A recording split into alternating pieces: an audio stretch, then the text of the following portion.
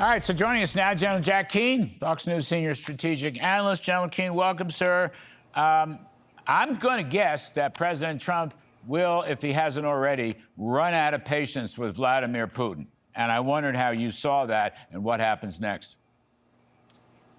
Yeah, well, I think we're approaching that moment for sure. I mean, the president exhibited, extraordinary patience in trying to work this initially on the phone for many, many weeks.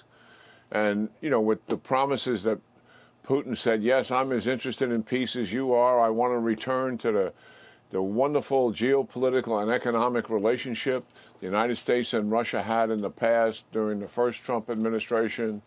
So all that nice talk.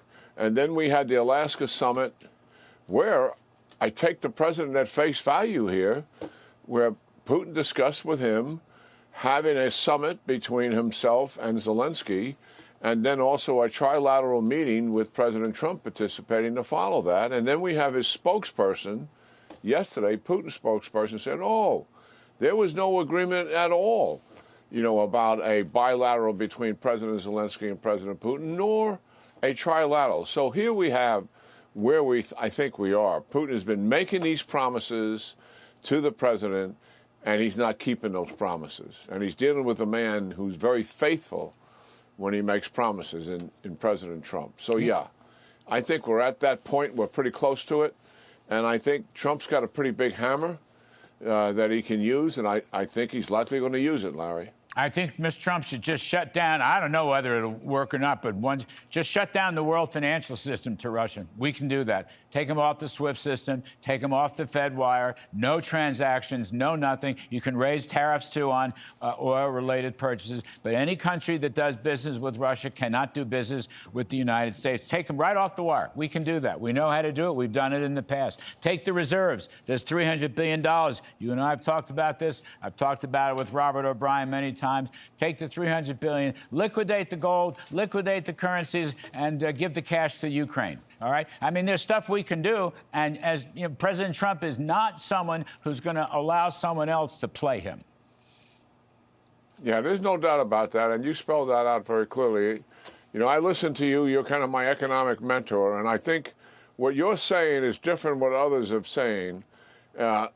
Everybody talks about the tariffs and the sanctions, and of course, this is China and Russia creating a huge revenue source for Putin, other countries as well, Venezuela, Brazil.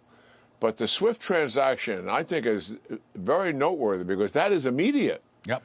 And that would get his attention right away. Yep. And that's what we really need. I would add to your list, there are military things that we could do. Mm-hmm. It is absolutely possible to upgun Ukraine so they shut down the offensive operation that Putin is conducting, even though it's small tactical gains. Just shut it down and also give them some capability to take some territory back. We can do that. The other thing, Russia has a sanctuary deep in its territory that we're not firing long-range missiles into.